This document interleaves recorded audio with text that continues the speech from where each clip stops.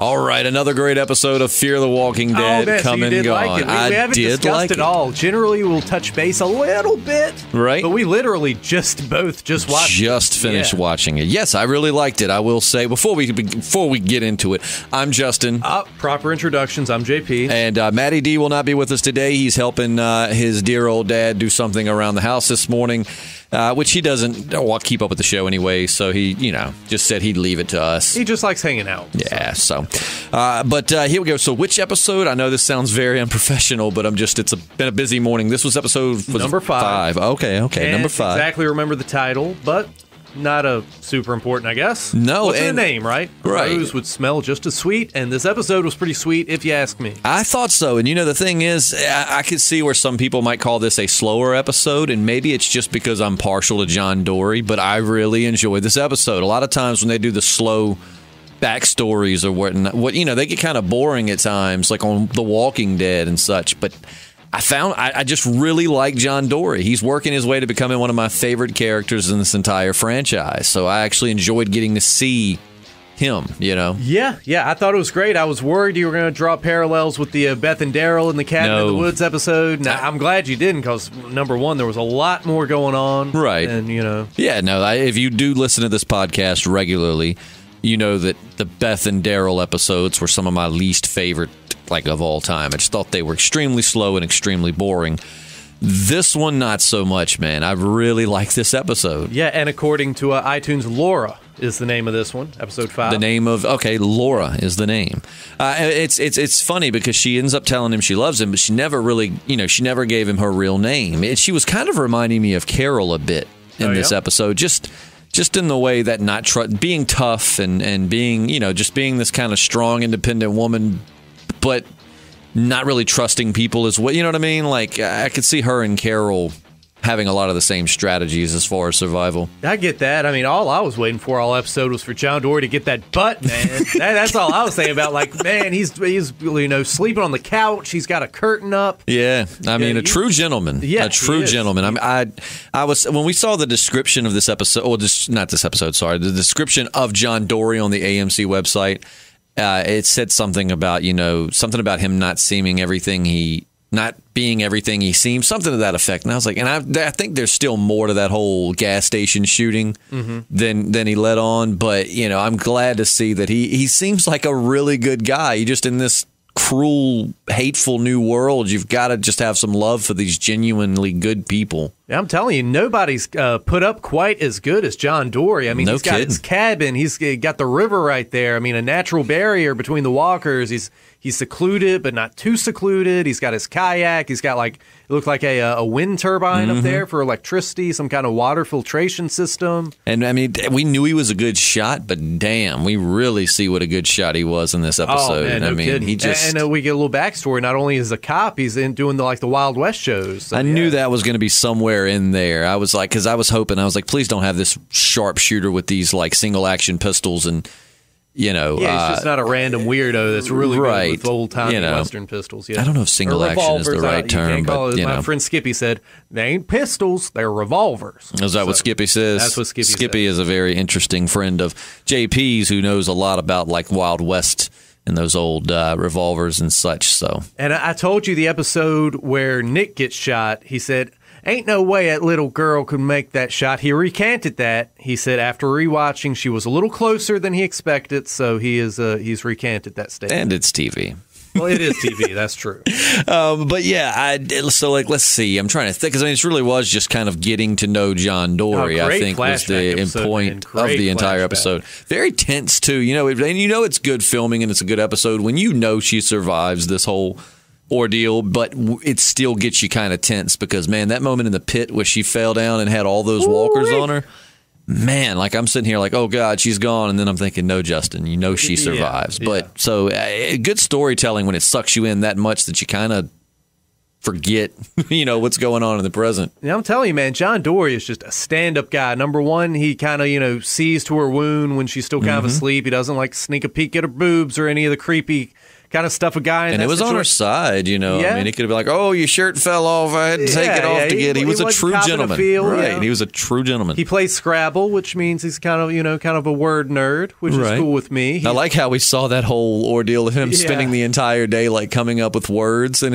I like that because it just shows like in this new world. I mean, he has nothing else to do, you know, nothing, all the luxuries that we kind of take for granted now, you know, he doesn't have. So he's just walking around coming up with words. Yeah, and he still respects the movie rental system. He's not just bocarding all these movies. Getting himself a movie collection. I guarantee he's the kind of guy who he's kind and he rewinds. I bet. Oh yeah, I could definitely see John Dory being the kind. Was he getting like actual cassette tapes? Were they VHS? I just got done watching it. I don't know. I'd have to watch it a second time. Like the little drawing the guy had above his movie thing, it looked like a tape. So I was like, man. Yeah. I really just, like I said, maybe it's because I'm so partial to John Dory, but it's just something about that innocent, like just nice person that you just don't see in this new world. And I'm wondering how he's going to change because we don't know how long he's been up in that cabin. That's true. And, you know, he's been alone, but maybe, you know, if he starts getting around these more ruthless people, it's going to be interesting to see if that kind of affects his just genuine good nature. You know, I mean, right now he's still himself, but through, you know, if Naomi is actually dead and, you know, lost and dealing with these ruthless people, if that's going to change him at all. Yeah, it makes me wonder if maybe he was kind of like a dirty cop, you know? Right. And like he's like been in this cabin for like maybe months or something before the zombie outbreak happened. Yeah. You know, who's to say? I don't know that he actually like went there to escape the zombies more so. She says something about that, but we really don't, you know, know exactly, I guess, when he went to because she asked him, didn't she? Like, so is that when you came up here after you? Yeah. And what did he answer with that? He said he didn't go there because he was like, he said he came there because they thought he was a hero for what he did. Right. He left that life and went to the cabin because everyone thought he was a hero for shooting that guy. And he just felt like he certainly was not. Right. Man, that's got to be rough, especially someone as kind-hearted as John Dory.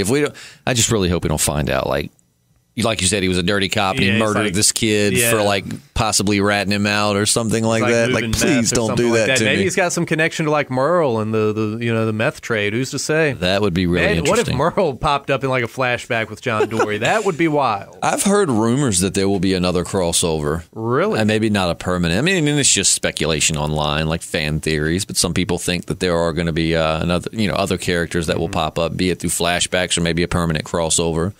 But I don't know. I don't know. I'm liking. I don't know. I'm just so happy with this season so far, man. No, same here. Just coming off of season 3, which I loved season 3. You know, we had somebody comment in one of the videos saying they thought the writing in 3 was terrible, or they didn't agree that it was good writing. To which each their own. But I just loved. I'm not saying it didn't have its issues, but season 3 is what brought me back to this show. Yeah, Seasons 1 and 2, I was kind of it's okay, and then season 3, I'm just like, oh man, this is awesome. So I'm so happy with the season thus far. But did you see where they were saying you could start watching this without having seen the previous seasons? And I still feel like you could, but I still feel like, I don't know. I don't feel like that's entirely true. You know what I mean? I think you're definitely losing a lot. Right. Yeah, it can be done. I think you really understand what's at stake, like the impact of Nick's death and things like that after seeing all he's went through. Right. You know, to where if you just started in season 4, I feel like it'd be like, oh man, that guy seemed cool. Yeah. and then he's gone. But yeah, I thought it was a great backstory episode, man. And I don't often say that when they just focus strictly on the flashback and don't interweave it with what's going on. Likewise, I'm the same, man. And, I'm the same. You know, Laura, her whole thing, like the whole episode, I'm asking myself, like she keeps saying, you know, I'm going to leave. Where are you going? You know, right. where are you going? And I know you said she kind of reminded you of Carol. Right. For me, she kind of reminded me of Michonne in the sense that, like, you know, eventually she breaks down and tells him after their movie night, you know, I lost my kid. Right. So I think her just, you know, I didn't see that. Yeah. It's, you know, it's not that she doesn't want to be there. It's not that obviously that's the best place she's going to find. That she's punishing herself, you know. Right. She doesn't deserve to be happy, kind of the same way Michonne felt, you know. That's brilliant. When she first came into play. That's brilliant. I didn't think of that, man. All I was looking I was just looking on the surface, just to kind of to herself, not trusting. But man, you really dug down in there. That is a good parallel to draw because I could, now that you've said it, It's like you've wiped the fog off the window, and I can just see clearly now. The tire iron's not as good as a samurai sword, but nothing's as good as Michonne's samurai sword. It's true. Or Michonne. But that's a good pair. I didn't think of that. Yeah. So, because this whole time we thought she was kind of sketchy and kind of, but maybe she is punishing herself. Maybe she just doesn't want to get close to anyone or doesn't feel like she deserves to get close to anyone. Yeah, I think that's why she was so reluctant with Madison and that bunch to, go back to the stadium. Now I really hope that she made it out of the stadium and they just didn't know it, because I just don't want poor John Dory to not have the love of his life. And I'm not really into like the sappy love story parts of like this show and other shows, but I just like John Dory so much. I just want him to be happy. I'm telling you, man, I don't know how great of a trade that was. She gets this sweet old revolver, and he gets a nasty pair of old boots on his porch. I mean, I get the symbolism. She took his boots, left hers behind, Right. And that was really sweet, the Scrabble message. It was, and then you see he keeps it with him, and that was beautiful. Just makes me so much sadder for poor John Dory. I want to find a girl to play Scrabble with. Well, I'm sure there are plenty out there who would play Scrabble with you. Well, we'll see, I guess. Maybe we'll have some nice commenters, Yeah, hey, ladies. Yeah. JP. Play Scrabble with we're not going to get into JP's self-deprecation. Well, that's a good segue. Lecky, I think I'm saying that right. Lecky was kind enough to make us a new banner for our YouTube channel. Yeah, check it out if you haven't. Just go to our channel and look at that sweet banner. Lecky made that, so special thank you to Lecky for doing that. It just means the world to us to have somebody that wants to. Lecky, I think Leckie. Big shout out, Lecky. Podcasting did shout out to you, Lecky. And he or she, I don't know which between the two, but had asked, would we be open to doing like Q&As, which we had a couple of users asking, would we want to do like Q&As? Really? And I'm definitely down for a Q&A. So that'd be like a live thing we'd do? Live would probably be the easiest, but another way we could do it that might actually be easier is to get we'll create a video asking for the Q&A questions and then put them in the comments, and then we'll collect them all and then do another video. Right, and just do even more. So, but we'll figure it out. We will do a Q&A. And he or she also asked, would we be open to having listeners on the show, to which we've discussed plenty of times, like having maybe a listener of the week call in for maybe 5 minutes and give us their opinion and their take on the episode. So, I'm not opposed to that. Definitely things that we've thought about, and maybe now with this little push, we will get them moving. Yeah, man. I met a great artist. I went to Tidewater Comic Con Sunday. Yes, you did, and didn't invite me. Well, it kind of jumped up on me. Yeah. But anyway, I met this great artist, man. He does these, they're completely with spray paint. I forget his name. I'd love to give him a name drop, but he does this like ancient alien, kind of like ancient civilizations with aliens. Mm-hmm. He does Star Wars stuff, a lot of really cool stuff, and like he was inspired because his dad used to publish this old like sci-fi pulp magazine, and just constantly seeing the covers and the imagery like inspired him to get into that. And he knew about Riley Martin and Graham Hancock. We had a lot to talk about, and I was just like, should we ever put together a little like an episode like that? He'd be perfect to call in for. Right. Well, you said there wasn't much Walking Dead going on at this Comic-Con, right? I mean, there was some fan art and stuff, but I mean, there was. Well, Peter David was there, I told you, great scribe from The Incredible Hulk and Aquaman among X Factor. But yeah, I mean, not a lot of Walking Dead stuff. There was less like comics and more like fan art and indie comics, and which I mean, I dig, Right. You got some sweet stuff. You got some sweet stuff. Got me a couple of issues to kind of complete my Amazing Spider-Man collection, which I very much appreciate. Yeah, got some signed pieces. Yeah. Always good. Getting back to this episode, I'm trying to think if there's anything else left to say. I mean, it really was just kind of a character study of John Dory, seeing, he and Naomi / Laura's past there, and I really dug it. What'd you make of that little conversation with him and Morgan at the end? I think Morgan's going to be Morgan. He's his moral compass, man. He's going to, I think at the moment John Dory feels defeated and kind of just feels like, what's the point? And I think Morgan knows he's been there. Mm-hmm. A little more ragey than John Dory, because John Dory in a rage could be a really dangerous thing with those sharpshooting skills. But I think he's been there, the point of where you just kind of lose hope and you're like, what's the point? I came out here to save her and she might be dead or she is dead. And I think Morgan's going to, I think Morgan's taking that Dale role, the moral compass, or Herschel. I like Herschel a little more than Dale.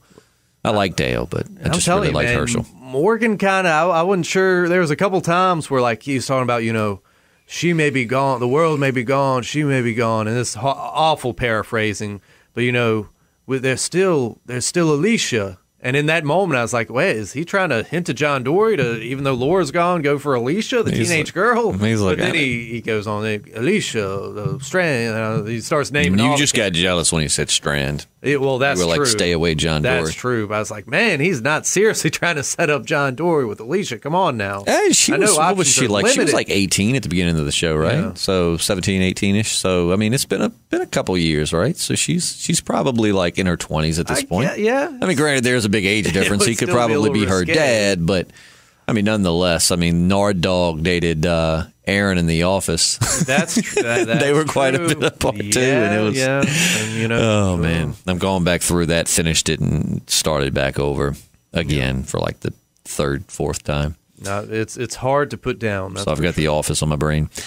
But great episode. Like I said, it's one of those things where while it was a fantastic episode and I really enjoyed it, I'm trying to think of other talking points. It really was just more or less getting to know John Dory and the relationship between he and Laura / Naomi. And, it was kind of tragic too, man. I feel bad for the guy. Been living out there by himself for who knows how long and surviving. And then here comes a pretty woman that, steals his heart and then essentially his gun, which I know he gave it to her, but she did steal it at one point. It's kind of got that same vibe as that as talking about The Office and like Steve Carell, was it Seeking a Friend for the End of the World or whatever? Oh, man, that's like the most depressing movie I've ever seen. It's such a good movie, but it's so depressing. It's sad when it takes the apocalypse to find your soulmate. Right. I think that's why I'm going to like work on a plan to, like in the world just so I think that's the only way I'd find so you can find the right woman. I think that's my only chance. So, I'm stockpiling uranium. I'm working on some stuff. That's all. Please don't say that. Any government agents listening, please. Did I say uranium? I meant cotton candy. There you go.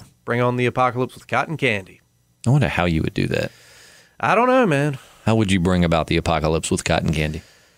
Can't you make napalm with cotton candy? I think I've read that somewhere. Sad to say, or actually more glad to say, I don't know how to do that. No. I know that you can use styrofoam. Okay. There's some styrofoam ways somebody was telling me about. Cotton candy is the styrofoam of the candy world. Just never really had a need to make napalm. No, me neither. Not yet, anyway. Not yet. I have had a need to make cotton candy, though. I love cotton candy. Everyone's got that need. Right? I had like one of those little machines when I was a kid. Where you had a cotton candy machine? Yeah, it was awesome. Man, the machine I've always wanted, I've always seen it on infomercials, where you take the store-bought ice cream, you put it in the machine, and it turns it into soft serve. Yeah. That would be awesome. I've never had that. I've never had one either, but I've always dreamed of it. Let's go buy one. Let's do it. And we'll make ice cream here on the podcast and describe it to the listeners. Oh boy, that would that'd wouldn't be fair to the listeners, but but we would get ice cream, soft serve ice cream. Soft serve. That's what I'm talking about. I had fried Oreos yesterday with like hot fried Oreos because here in the South we'll fry anything. Yeah, why not? Fried Oreos with cold vanilla ice cream, like vanilla bean vanilla ice cream. Honey, hush, man! Don't get much better than that. Oh man, I've heard you say "honey hush" a million times, and it just never loses that impact. Stole it from Jerry Reed.